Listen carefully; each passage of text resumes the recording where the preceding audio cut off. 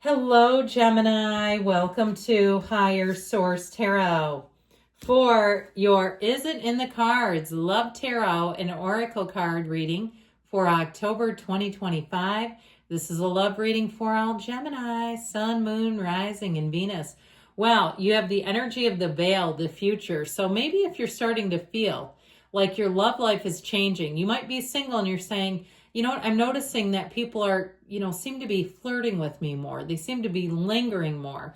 Know that that energy is shaping. It's shaping up to bring in somebody. But this is also an energy of connection. So being in a place where the veil represents the future, where you're feeling the future manifesting and taking shape today.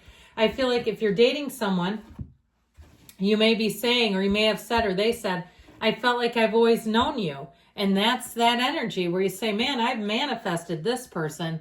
So we're going to take a couple of archetypes. The first one represents your energy. You have the energy of the God, light attributes, benevolence, and compassion, recognizing the eternal force within yourself and others. So really seeing someone's spirit. When we talk about soulmates, you're looking into the eyes, the windows of the soul, and knowing that there's something different that time or this time. The shadow attributes are despotism and cruelty, using power to control people. So we have to be a little careful not to tip over into the shadow. Or you might say, I've had, in the past relationships that makes sense. And so it just shows you that's there. Now, I love this. They have the card of the alchemist. I don't know if you've ever read that book. It's a great book. The light attributes, transformation of base motives and goals into golden wisdom.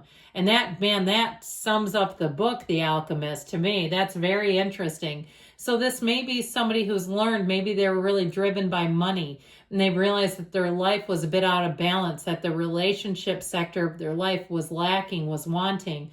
The shadow attribute, misuse of power and knowledge that came through spiritual practices. So again, there's something kind of similar in the two of you. And so I feel like there's going to be a high level of compatibility here.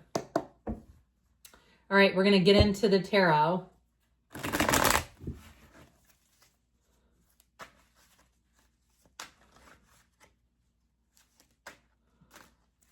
All right, we'll take 3 cards to represent your energy, 3 cards for the person you're attracting, 3 cards on the advice. Your energy, the Magician, Master Manifester, the Page of Wands, and the 3 of Cups. So I'm going to say people are going to find you awfully cute and sparkly, I heard. Their energy is the World, the King of Swords. They want what they want, and they know it when they see it. And the 9 of Pentacles. The advice, the 4 of Pentacles, the Wheel of Fortune, and the Ace of Cups. I'm going to say yes, it is in the cards. 3 major arcana. We have here Leo, Taurus, Aquarius. We've got Scorpio here. I just love this, though. Your energy is effervescent. You are going to be, like I said, a magnet for people. That energy, too, of the 3 of Cups and the Page of Wands, those are good times. Let the good times roll. It's times where you feel elevated in relationships. And I do feel like there's nothing problematic here. This is not a complicated relationship where it's like a push-pull, or it stops and it starts, or it's breadcrumbish. No, this is like something that moves forward in such a beautiful way. So the energy of the Magician, you're bringing heaven to earth. Be very clear about the qualities that you want. If you're here about reconciliation, the 3 of Cups shows it. But with the Magician, what I would advise with the cards are that be clear that if you want to reconcile, that person has the qualities. Because sometimes we're so scorned or upset or hurt by someone, and honestly, they don't have the qualities we want anyway. And so we think and we try to have them come back, and it doesn't work because they're not really what we want. And sometimes it's those limiting beliefs. We think, well, I have too long of a list. This person will have to do. No, this is your point of attraction. You're attracting gold. You're attracting someone platinum, maybe. How about that? What's higher than gold? And you have someone here who is phenomenal. So I wouldn't waste my time on breadcrumbs when you can have the whole loaf. And so with this, I do feel like you're going to find your mood is elevated. You may be more open and spontaneous. That exciting energy, that energy of adventure, enthusiasm is your point of attraction. And people will be so intrigued by you. So you do have a love interest here. But you may find that people linger a bit longer. So be careful with that, not to send mixed signals.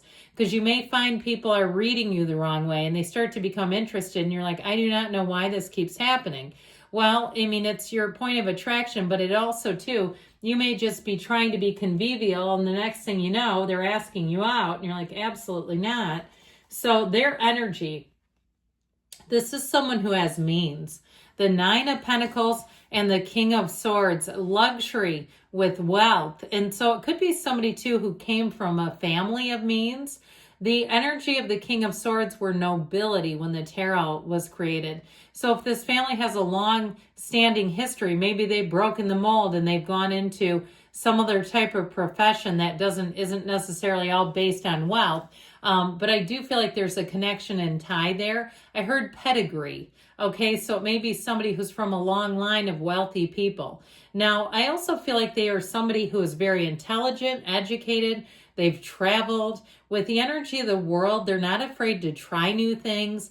That's an energy of perfection, of bliss, of finding their bliss. So I feel like even if they put themselves out there to try something new, if it doesn't take off right away, they're not somebody who's going to complain. They're not going to let their whole orbit be about a failure or about a frustration. I feel like they're very determined. They're very focused. But they're not going to, like I said, if something doesn't go their way, turn into a puddle. This is somebody who's very strong. Okay, they've got many leadership characteristics. They're very logical, practical. They do have a mind for money. So they may also be very good with money. Like from a young age, they started making money and investing it and turning it into more. And so with the energy of the world, the dancer of the tarot, that's where they connect.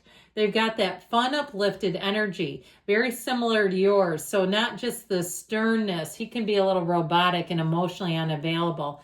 But it's not just that with the world.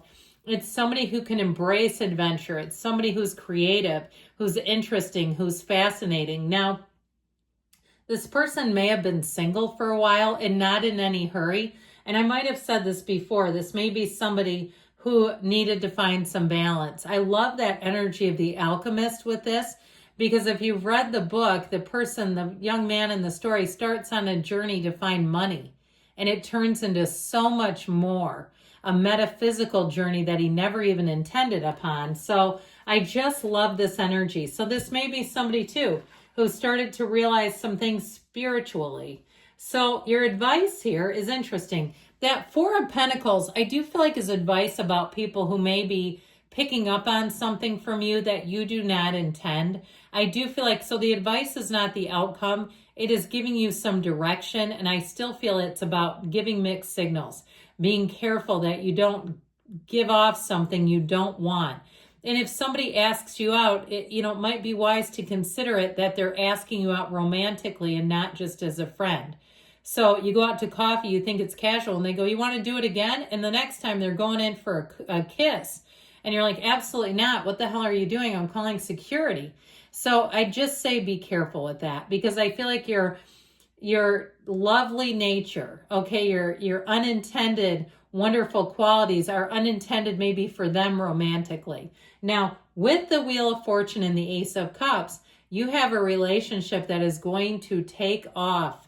This will take flight, and it is absolute love, and it will be a very exciting relationship. It's a relationship where I feel like the two of you will see the world through different eyes, because you can keep up with each other as well. So it's like you're energetically matched and suited. And if you've been with somebody who's not a match, you know exactly what I'm talking about.